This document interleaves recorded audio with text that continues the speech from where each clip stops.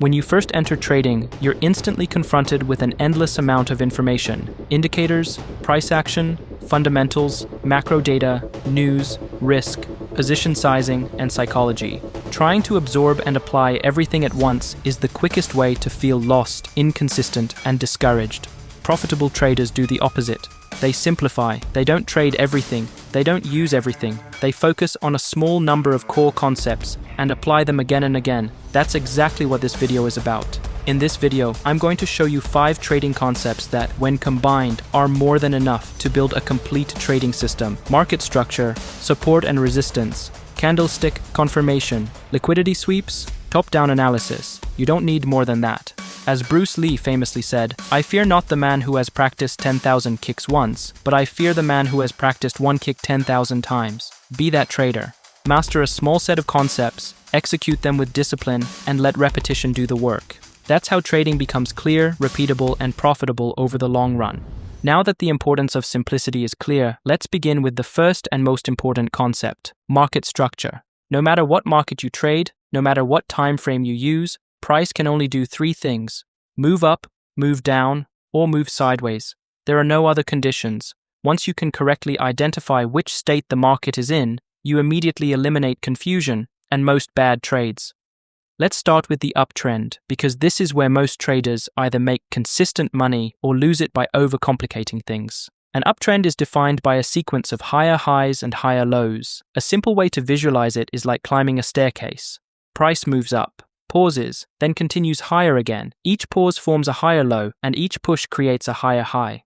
What does this tell you? It tells you that buyers are in control. Demand is stronger than supply. Buyers are comfortable paying higher prices, while sellers are unable to push the market lower. Now here's a key point most traders miss. Price does not move up in a straight line. An uptrend unfolds in 2 repeating phases.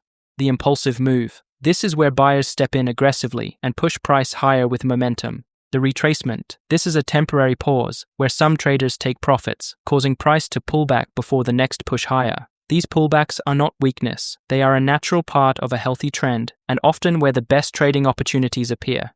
An impulsive move is the strong and decisive push upward that drives an uptrend. This is the phase where the market moves with speed and conviction, and several forces come together at the same time.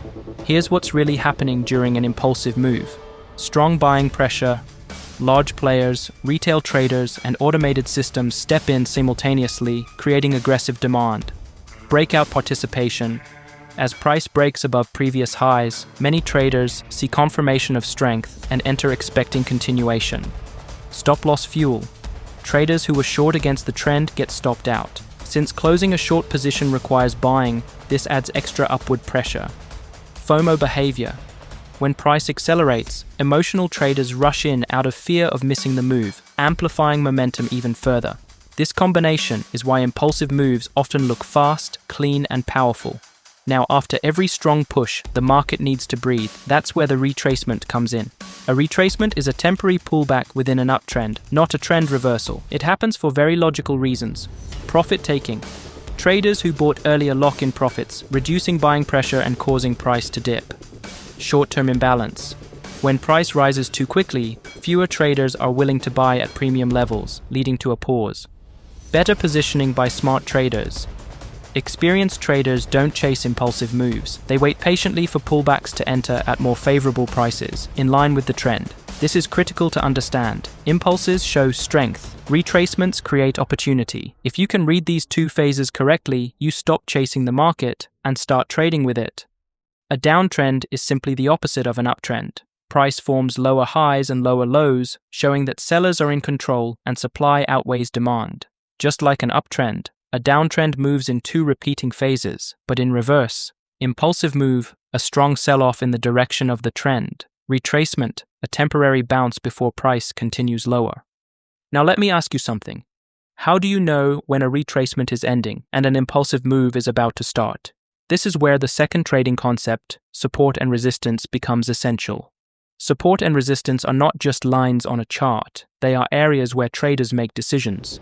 Support is where buying pressure previously stopped price from falling. Resistance is where selling pressure previously stopped price from rising. These levels matter because the market remembers them.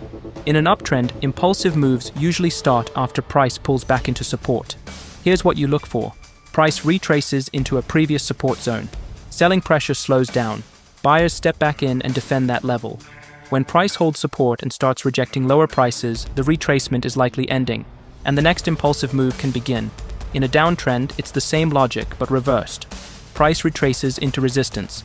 Buying pressure weakens. Sellers defend the level and push price lower. This is not prediction, it's reaction. You're not guessing where price will go. You're waiting to see who defends the level. Most traders try to enter in the middle of a retracement, or late, after the impulsive move already happened. Professional traders wait for price to prove itself at support or resistance, because when a key level holds, momentum usually follows. A range or sideways market is when price moves between two well-defined levels, support at the bottom, resistance at the top. There is no trend because buyers and sellers are balanced. A range forms because both sides have limits. Buyers are willing to buy, but only at lower prices. Sellers are willing to sell, but only at higher prices. Neither side has enough strength or conviction to break the other. This creates equilibrium. That's why ranges are dangerous. Breakouts often fail. Traders enter too early. The market punishes impatience. So far, we've established two things. A trending market moves in two phases, an impulsive move followed by a retracement. In an uptrend, when price breaks a resistance level, that level often becomes support and helps us identify where the next retracement may end. But this raises a critical question. How do you know exactly when the retracement is over and the next impulsive move is about to begin? Support and resistance give you the area, but they don't give you the timing. That's where the third concept comes in.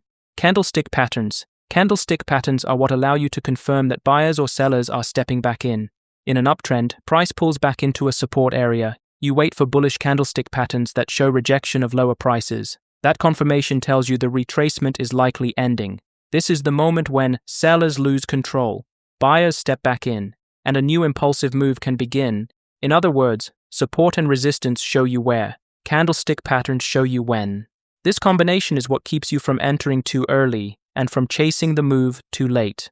You don't need dozens of candlestick patterns to trade well. You only need to understand a few powerful ones, such as the bullish pin bar. A bullish pin bar has three key characteristics: a long lower wick, a small body near the top. This tells you that sellers pushed price lower, but buyers stepped in and rejected those lower prices before the close. When this pattern forms at a support level, it often signals that buyers are returning. A bearish pin bar has a long upper wick, a small body near the bottom. This shows that buyers tried to push price higher, but sellers rejected higher prices. When it appears at resistance, it often signals renewed selling pressure. A bullish engulfing candle occurs when a bullish candle fully engulfs the previous bearish candle. This tells you that buyers didn't just step in, they overpowered sellers. At support or after a pullback, it often marks the start of a new impulsive move upward. A bearish engulfing candle occurs when a bearish candle fully engulfs the previous bullish candle. This shows a clear shift from buying to selling. At resistance or after a retracement, it often confirms the start of a new impulsive move downward. You don't need to be an expert to trade the market. Every time you open a chart, your first job is only to answer one question. Is the market trending up, trending down, or ranging? Once you know this, everything else becomes logical. If the market is trending up, you already know how it moves. An impulsive move, followed by a retracement. So instead of chasing price, you prepare. Here's the process. Identify the uptrend. Draw your resistance levels. Wait for resistance to break and turn into support. Let price pull back into that support area. Now comes the confirmation. When price reaches support and forms one of the candlestick patterns we covered, in this example a bullish engulfing candle, that's your signal. It tells you the retracement is likely over. Buyers are back in control. A new impulsive move may begin. That's when you enter. In a range, the approach is different. Draw support and resistance. Ignore the middle of the range. Wait for price to reach one of the boundaries. So far, you have market condition, key levels, candlestick confirmation. But there's one final concept that explains why the market often moves this way. That brings us to the fourth concept, liquidity sweeps. A liquidity sweep happens when the market temporarily moves beyond a key level to trigger stop losses and pending orders, and then reverses back in the opposite direction. Now let's put everything together and use the four trading concepts: market phase, support and resistance, candlestick patterns, liquidity sweeps. When you open the chart, the first thing you notice is Price is making higher highs and higher lows. This tells you the market is in an uptrend. That already gives you an important rule. You are only interested in buying, not selling. In this uptrend, price moves in cycles. A strong, impulsive move upward, followed by a retracement. You do not enter during the impulsive move. You wait for the retracement, because that's where low-risk entries are created. During the impulsive move, price breaks above a previous resistance level. Once that resistance is broken, it becomes potential support. This level is now important because it helps you identify where the retracement may end. Price pulls back from the highs and starts moving down toward the broken resistance, now acting as support. At this stage, many traders panic, others enter too early. You do nothing yet, you wait. As price approaches the support level, something important happens. Price pushes slightly below support. Previous buyers get stopped out. Late sellers think the trend is reversing. This is the liquidity sweep. The market briefly moves lower, not to reverse, but to trigger stop losses. Collect liquidity. Prepare for the next real move. This is where most traders get trapped. After the liquidity sweep, price quickly moves back above support. A bullish pin bar candlestick pattern forms. This candle tells you sellers failed to continue lower. Buyers stepped in aggressively. The retracement is likely over. Now you have confirmation. At this point, all four concepts align. Uptrend, pullback into support. Liquidity sweep, bullish candlestick pattern. This is where professional traders enter. Not at the top, not in the middle, but after weak hands are removed. Let's take this trade setup. We place the entry at the close of the pin bar, the stop loss below the wick, and the target at twice the risk. Look at what happens next. Price reaches the target.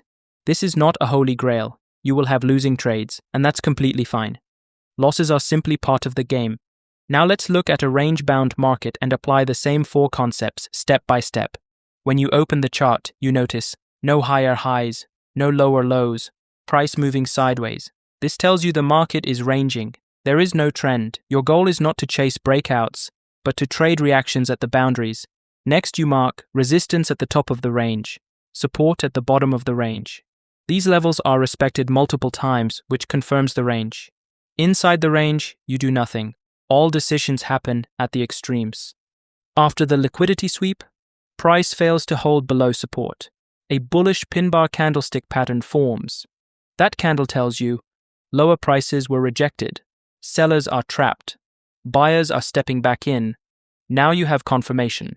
At this point, all four concepts align. Range market, support level, liquidity sweep below support, bullish candlestick pattern. This is where experienced traders enter long, targeting the move back toward range resistance. At this point, you might think you have everything you need, but there is one final concept that ties all the others together and filters bad trades. Top-down analysis.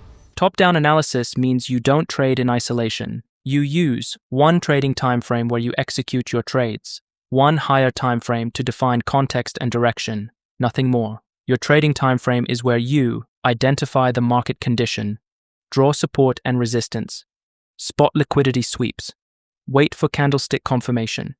Your higher time frame answers one question only. Does the bigger picture support my trade idea? You don't need many charts. You only need one level up. If you trade on 5-minute or 15-minute, use the 1 hour as your higher time frame. If you trade on the 1 hour, use the daily chart. If you trade on the 4 hour, use the weekly chart. That's it. No confusion, no clutter. The higher time frame helps you. Avoid trading against major structure. Filter low probability setups. Stay aligned with dominant market pressure. You stop asking, is this a signal? And start asking, does this signal make sense in the bigger picture? Let me show you exactly how this works in real time. This is the New Zealand dollar against the US dollar on the 15-minute chart.